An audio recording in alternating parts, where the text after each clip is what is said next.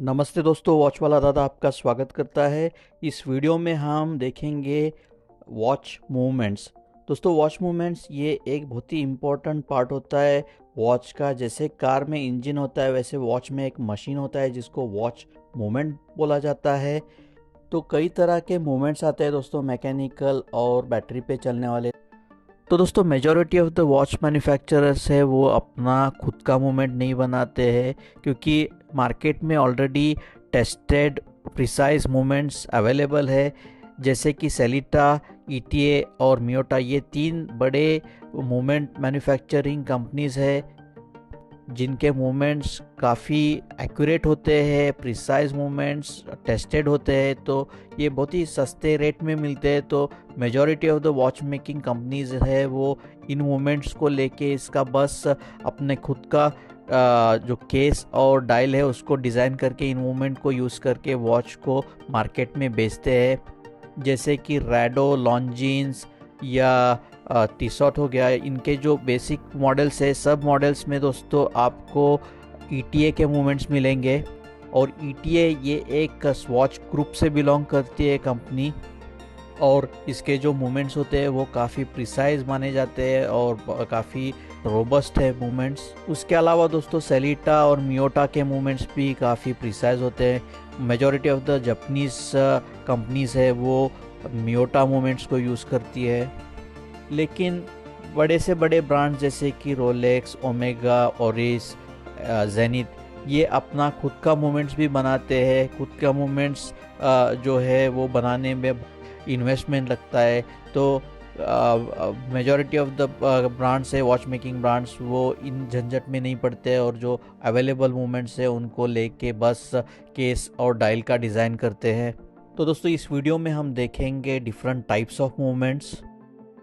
तो दोस्तों, different types of movements के बारे में बात की जाए तो मेजॉरिटी ऑफ द वॉचेस जो है वो इधर क्वार्ट्स मूवमेंट्स में आते हैं या मैकेनिकल मूवमेंट्स।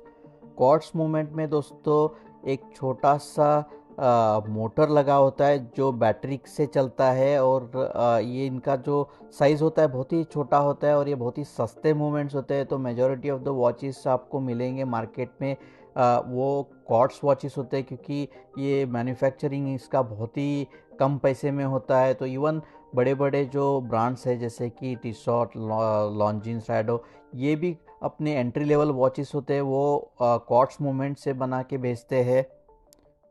तो दोस्तों, ये हो गया क्वार्ट्स मूवमेंट। उसके अलावा दोस्तों अगर आप मैकेनिकल मैनुअल वाउंड मूवमेंट के बारे में बात की जाए तो दोस्तों ये जो मैनुअल वाउंड मैकेनिकल मूवमेंट होता है, इसमें एक मेन स्प्रिंग लगा होता है जिसमें आप वाइंड करके एनर्जी को स्टोर करते हो। और जब ये स्प्रिंग एनर्जी को छोड़ता है, रिलीज होता है एनर्जी, तो उसमें एक एस्केपमेंट नाम का पार्ट लगा होता है जो इसका जो एनर्जी रिलीज है उसको रेगुलेट करता है, कंट्रोल करता है। इससे क्या होता है कि दोस्तों आपका जो मैनुअल मैकेनिकल मूवमेंट है इसमें एनर्जी को आप वाइंड करके स्टोर करते हो, और वो जैसे एनर्जी रिलीज होता है आपका वॉच चलता है। तो इसमें आपका जो पावर रिजर्व होता है वो लिमिटेड होता है, क्योंकि जब स्प्रिंग पूरी तरह से एनर्जी को रिलीज़ करता है तो आपका वॉच रुक जाता है, तो आपको फिर से उसको वाइंड करके चार्ज करना पड़ता है मैन्युअली। तो ये हो गया मैन्युअली वाउंड मैकेनिकल मूवमेंट। जैसे कि मैंने ऑलरेडी मेरे चैनल पे ओमेगा स्पीड मास्टर के मूवमेंट्स दिखा चुका हूँ। जैसे कि इधर देख सकते हो, ये omega speed master dark side of the moon है, और इसमें जो आप देख रहे हो ये मैन्युअली वाउंड मैकेनिकल मूवमेंट है। तो उसके बाद आता है दोस्तों ऑटोमेटिक मूवमेंट। ऑटोमेटिक मूवमेंट भी एक मैकेनिकल मूवमेंट होता है, मैनुअल वाउंड मैकेनिकल मूवमेंट है। उसके जैसे ही ये वर्क होता है, लेकिन उसमें एक रोटर लगा होता है। जैसे कि इधर देख सकते हो, ये औदुमापी गए रॉयल ऑफशोर नेवी का गोल्ड रोटर है। तो इस वॉच को आप पहनोगे हाथ पे तो आपके हाथ के मूवमेंट के अनुसार ये जो रोटर है वो घूमता है, और जिससे जो मेन स्प्रिंग है वो ऑटोमेटिकली वाइंड होती है। तो ये ऑटोमेटिक वॉचेस दोस्तों ऑटोमेटिकली स्प्रिंग को वाइंड करते रहते हैं। तो अगर आप इन वॉचेस को रोज़ पहनोगे तो आपको इनको मैन्युअली वाइंड करने की ज़रूरत नहीं पड़ती है। तो इससे ये ऑटोमेटिकली वाइंड होने वाले वॉच होते हैं दोस्तों, तो ये ऑटोमेटिक मूवमेंट्स बोला जाता है इसको। उसके अलावा दोस्तों सोलर मूवमेंट्स आते हैं। सोलर मूवमेंट्स में जो वॉच होता है, वॉच के बेजल के अंदर के साइड पे सोलर सेल्स लगे होते हैं, तो सोलर एनर्जी से जो बैटरी जो होती है वो चार्ज होती है, तो ये हो गए सोलर मूवमेंट्स। उसके अलावा दोस्तों एक हाइब्रिड मूवमेंट आता है। हाइब्रिड मूवमेंट में मैकेनिकल और इलेक्ट्रॉनिक दोनों कंपोनेंट्स को यूज़ किया जाता है, जैसे कि ग्रैंड सेको का स्प्रिंग ड्राइव है। तो ये जो ग्रैंड सेको का स्प्रिंग ड्राइव है दोस्तों, इसमें मैकेनिकल एनर्जी जो है वो मेन स्प्रिंग में रेगुलर अपने ऑटोमेटिक वॉचेस या automatic mechanical manual wound watches होते, उसी की तरह इसमें भी एक मेन स्प्रिंग में एनर्जी स्टोर की जाती है। लेकिन जैसे ऑटोमेटिक या मैकेनिकल वॉचेस में मेन स्प्रिंग को एस्केपमेंट लगाया जाता है रेगुलेट करने के लिए इसका रिलीज, एनर्जी रिलीज, ये स्प्रिंग ड्राइव में दोस्तों एक पार्ट लगा होता है जिसका नाम है ट्राई सिंक्रो रेगुलेटर। तो ये जो ट्राई सिंक्रो रेगुलेटर है ये एनर्जी को रिलीज करने से कंट्रोल करता है।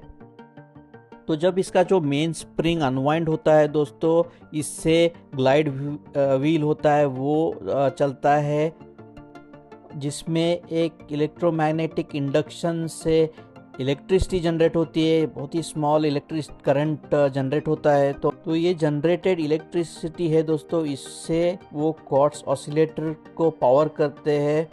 तो ये एक्यूरेट टाइम को दिखाता है। तो ये बन जाता है एक हाइब्रिड मूवमेंट जिसमें मैकेनिकल और इलेक्ट्रॉनिक दोनों पार्ट्स है। जैसे कि साइकिल में आपने डायनोमो को देखा रहेगा, जिससे मैकेनिकल एनर्जी है इसको इलेक्ट्रॉनिक एनर्जी में कन्वर्ट करते हैं। तो उसी टाइप का कॉन्सेप्ट है ये स्प्रिंग ड्राइव मूवमेंट। बहुत ही स्पेशल टाइप का मूवमेंट है दोस्तों। और एक टाइप का वॉच मूवमेंट होता है दोस्तों, जिसको बोलते हैं रेडियो कंट्रोल मूवमेंट्स। तो ये रेडियो सिग्नल्स पे चलते हैं और एटॉमिक क्लॉक्स रेडियो सिग्नल्स भेजते हैं इसको, और उससे टाइम जो होता है वो एडजस्ट होता है ऑटोमेटिकली। और ये बहुत ही प्रिसाइज वॉच बोला जाता है, वॉच मूवमेंट बोला जाता है, और ये रेडियो सिग्नल्स पे चलता है दोस्तों। और एक टाइप का मूवमेंट है जिसको ट्यूनिंग फोर्क मूवमेंट बोला जाता है, जो आपको बस बुलोवा एक्यूट्रॉन स्पेस व्यू में मिलेगा। ये एक कलेक्टर्स पीस है दोस्तों। ये कॉर्ड्स से भी पहले आया था, 1960 में इसको पहले बनाया गया था, जिसमें एक ट्यूनिंग फोर्क लगाया जाता है और एक हमिंग साउंड आता है जैसे ये वाइब्रेट होता है दोस्तों। तो ये एक बहुत ही एक्यूरेट मूवमेंट होता है दोस्तों। ये कॉर्ड्स से भी पहले बनाया गया था, 1960 में इसको पहले बनाया था। कॉर्ड्स मूवमेंट 70 में आए, तो उससे 10 साल पहले इसको बनाया गया था। नासा के मिशंस के लिए इसको बनाया था, लेकिन ये जो नासा के टेस्ट थे उसमें फेल हो गया। लेकिन ये एक काफ़ी एक्यूरेट मूवमेंट है दोस्तों, क्योंकि ये भी एक बैटरी रन है और इसमें एक ट्यूनिंग फोर्क लगा होता है, जिसके बाजू में कॉपर कॉइल्स लगे होते हैं, जिससे कि ये वाइब्रेट होता है।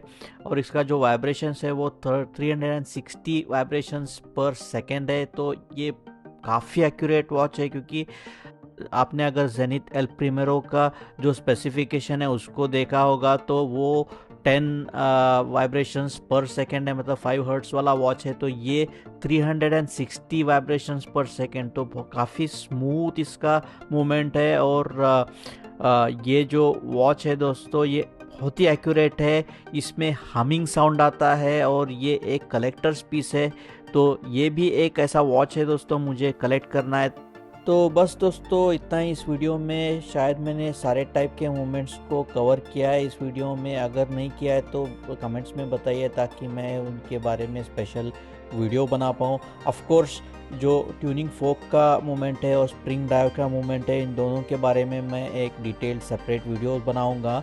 आशा करता हूँ आपको ये वीडियो पसंद आया हो। अगर वीडियो पसंद आया हो तो इसको ज़रूर अपने दोस्तों के साथ शेयर कीजिए और लाइक कीजिए।